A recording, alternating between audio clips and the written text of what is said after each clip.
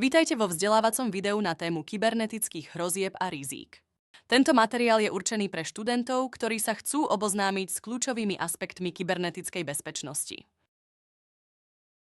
Začneme definíciou kybernetických hrozieb. Ide o potenciálne nebezpečenstvá, ktoré môžu ohroziť informačné systémy, dáta alebo používateľov.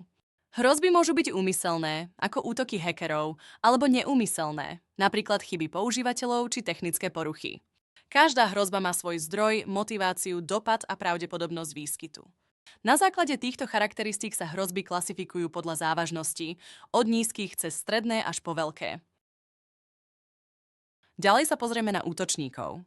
Tí sa delia na vnútorných, napríklad nespokojní zamestnanci, a vonkajších, ako sú hackeri či kybernetickí zločinci. Medzi typy útočníkov patrí amatér, profesionál, hacker, cracker, script-kiddie a ďalší.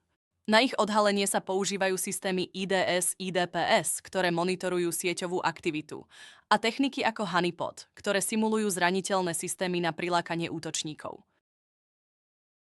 Škodlivý softvér je ďalšou významnou témou. Zahŕňa vírusy, červy, trojské kone, logické bomby, spyware či zombie programy. Vírusy sa šíria cez infikované súbory a majú rôzne formy. Stealth vírusy sa skrývajú, polymorfné menia svoj kód, makrovírusy sa šíria cez dokumenty a e-mailové vírusy cez poštu. Životný cyklus vírusu zahŕňa fázy ako infekcia, šírenie, aktivácia a pôsobenie. Kybernetické riziká predstavujú pravdepodobnosť, že hrozba spôsobí škodu. Riziko sa analyzuje, manažuje a sleduje. Existuje aj pojem reziduálne riziko. To je riziko, ktoré zostáva aj po zavedení bezpečnostných opatrení. Rizika sa delia na úmyselné, napríklad útoky, a neúmyselné, ako chyby používateľov. Odhad rizika zahŕňa identifikáciu aktív, hrozieb, zraniteľností a výpočet dopadu.